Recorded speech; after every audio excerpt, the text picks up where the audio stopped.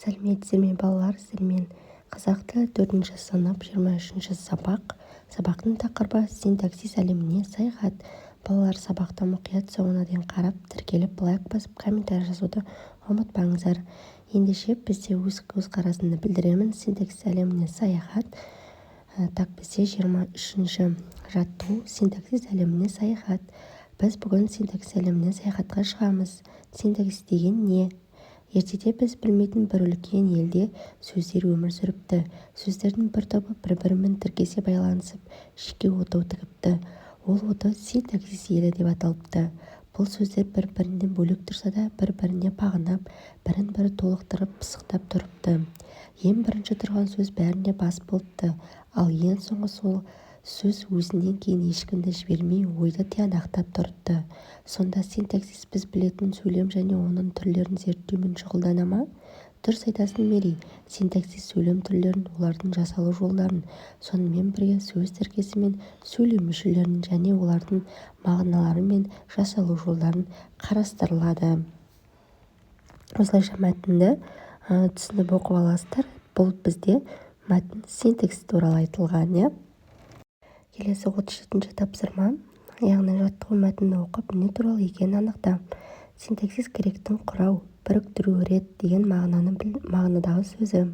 Қазіргі кезде синтаксис тіліміздегі сөз тіркесі мен сөйлемнің құрылымын, басқа да ерекшеліктерін қарастыратын грамматика саласының бірі. Мәтінді көшіріп жаз делінген. Бұл бізде, яғни синтаксис туралы айтылған. Ал келесі 38-ші жаттығу бізде сызбаға қарап, қандай қорытынды жасауға болады. Бізде аста көрсетілгендей нұсқалар, яғни сызбалар берілген. Синтаксис бізде қандай сөз таптарын атқарады деген сияқты. Синтаксис сөз тіркесі, сөйлем, айтылу мақсатына қарай түрлері, хабарлау, сұраулы, лепті, және де сөйлемнің құрылымы, жай, құрмалас, жалаң, жайылма, ал құрамы сөйлем мүшелері, оқшау сөздер, қаратпа, қыстырма, тұрлаулы мүшелер, бастауыш, баяндауыш, тұрлаусыз мүшелер. Сызбадағы синтаксистің қай тақырыпта саған таныс, қай тақырыпта таныс емес, өзіңді ортаға сал делінген. Осылайша міне бізге синтаксистің қандай қызметтер атқаратынын кесте арқылы көрсетілген. Ал балалар, келесі 39-ші тапсырма, жай сөйлемдерді сөйлемнің айтылу мақсатына қарай бөлінетін түрлерімен сәйкестендір делінген. Бізде мына аста стрелка арқылы сөйлемдерді көрсететін боламыз. Бірінші хабарлы сөйлем, сұраулы сөйлем, лепті сөйлем. Бізге берілген сөздер: ақ батамды бердім, сауысқан шықлықтайды, баланың атама, ірімшік сүттен жасалады, күннің суығынай, жұлдыз жымындайды. Хабарлы сөйлемге сауысқан шықлықтайды, ірімшік сүттен жасалады, жұлдыз жымындайды деген хабарлы сөйлем, ал сұраулы сөйлемге баланы уатама жатады. Ал лепті сөйлемге ақ батамды бердім, күннің суығынай. Сіздер де дәл осылай жазып алатын боласыздар, балалар. Ал келесі 40-ші жаттығу сызбаны толықтыр. Толық мағыналы сөз болады, белгілі бір сұраққа жауап береді. Басқа сөздермен байланысқа түсіп тіркес құрайды. Бірінші сөйлем құрап жаз, оларды сөйлем мүшелеріне талдау, ол үшін өңір беттегі сөйлем мүшелеріне талдау үлгісін басшылыққа ал делінген. Бұл жерде синтаксис бізде толық мағыналы сөздерді атқарып тұр. Келесі шығармашылық үзіліс 41-ші жаттығу. Кім келіспейді ойынның шарты, ойын бастауыш төмендегі сөйлемдерді тақтаға жазып, оны сөйлем мүшесіне талдап, біреуді талдап береді. Талдауға шыққан баланың пікіріне кім келіспейді деген сұрақ қояды. Келіспегендер өз пікірлерін дәлелдейді, өз пікірінің дұрыстығын дәлелдеп, дұрыс талдаған оқушы ойын бастаушы болады.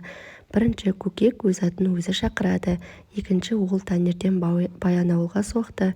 Үшінші, талапты ерге нұр жауар. Төртінші, атам қамшы өрді. Бесінші, лезде су сарқылды. Көкек бізде зат есім, шақырады, етістік. Ол зат есім, соқты, етістік. Нұр жауар, етістік. Атам зат есім, қамшы зат есім. Өрді, етістік. Су зат есім, сарқылды, етістік.